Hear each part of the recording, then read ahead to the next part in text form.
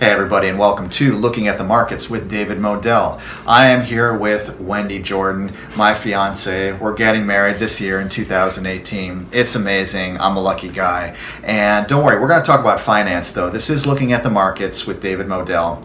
And we're going to talk about couples, people getting married, or if you're not getting married, if you're just together and you're sharing a financial situation, how do you handle that? And if there is a wedding in your future, in your near future, how do you combine those finances? How do you handle the wedding without going overboard? What's the smart way to do it? So first of all, Wendy Giordan, welcome to Looking at the Markets.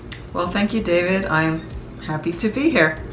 Yeah, I'm really glad to have you on my show, finally. And I'm telling you guys, Wendy is so smart. She's smarter than me, okay? She's smarter than I'll ever be. There's no way I'll ever have the knowledge and the life experiences that you've had, so it's great to hear what you have to say about this. So for men and women out there, you're taking that big step of taking the next, going to the next phase in your relationship, and you're combining finances, getting married. What things can you do, Wendy, to really keep it under control, keep yourself from going crazy from the stress, financial stress and emotional stress? What do you have to say to people out there in that situation?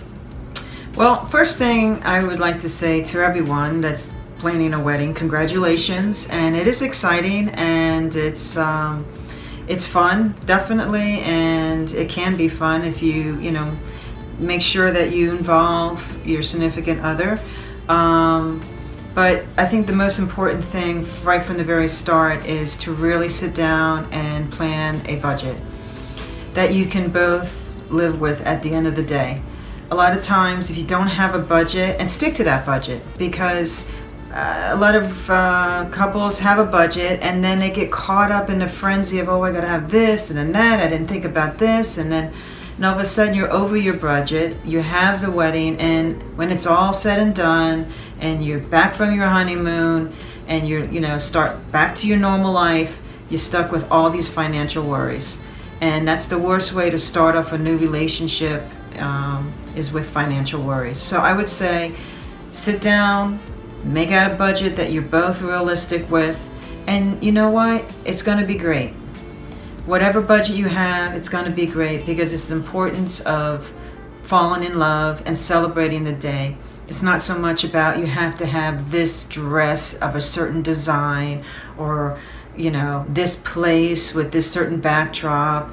You get yourself crazy on it, So the important thing is enjoying the day with your family and your friends, and just the moment of being in love and celebrating a new relationship. So I would say definitely, talk, communicate about a budget that both you can live with. And then when it's ceremony and everything's all over at the end of the day, you're starting off fresh and you have no worries, not at least financial. Okay? Yeah, that's really great advice, and we're going to try to stick to that. All right.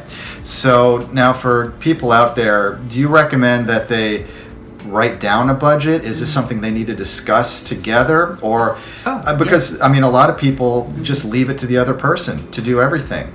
So I don't know, what's the end game for that?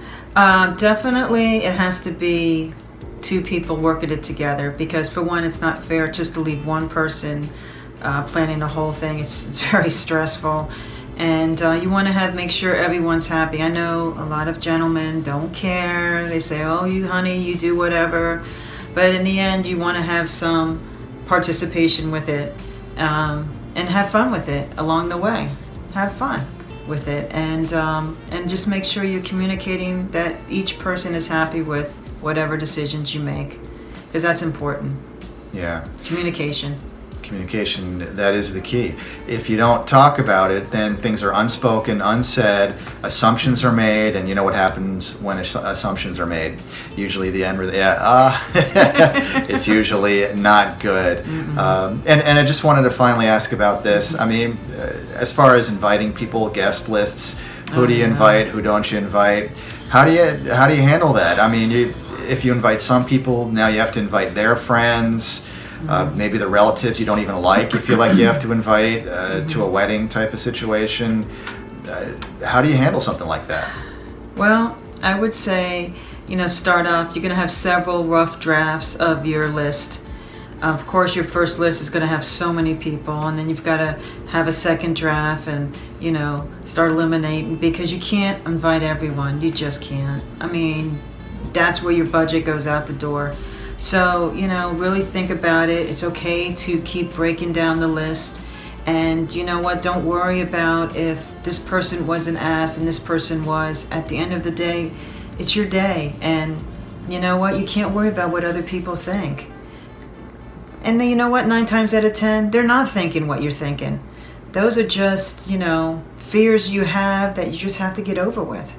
So it's okay. Make out a couple of drafts of your list, and then make your final list and be okay with it. And don't worry about if someone else is going to be upset.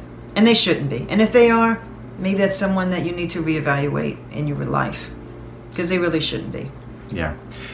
You have to ask yourself, who is this event for? Is it to impress other people, or is it because you, the two of you, want to do it?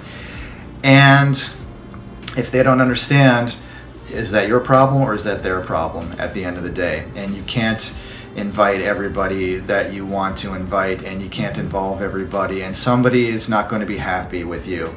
No matter what you try to do, somebody's not going to be satisfied. There's always somebody who's not going to like you or not be happy with it, or is going to talk about you behind your back. It's going to happen. And at the end of the day, what's more important, a good wedding or a good marriage? Obviously, you want to have a good marriage. I don't think you want to start with debt just for one day of trying to impress other people, having to have a bigger cake than everybody else, rent a bigger ballroom or whatever it is, to have the fanciest food and DJ and photographer. Yes, you want to have great memories, and you can spend money in some areas just to really preserve that memory. But when it gets out of control, is it worth it? Are you spending more on your wedding than you are on your car, on your mortgage? What really comes first? It's just one day. Not to minimize the importance of it, though. You want to have great memories too at the same time. So balance is what it's all about. Yeah. So I'm really excited about this. This is huge for me. Yeah. Yeah. So, but I want to thank all of you for sharing this with us, staying through this whole video, and hey, wish us luck, and I wish you luck if you're in this position, whether it's your first time, your 5th time, your 100th time, whatever it is. Be smart about it. Plan it out ahead. Don't just leave things to the last minute or leave things unspoken. I think that's what we're learning here today. So, Wendy Giordan, I love you so much, and I'm looking forward to doing this. And you can come on my show anytime. Thanks a lot, Wendy. I appreciate it. No problem, David. This is David Moadel, looking at the markets. I'll see you next time.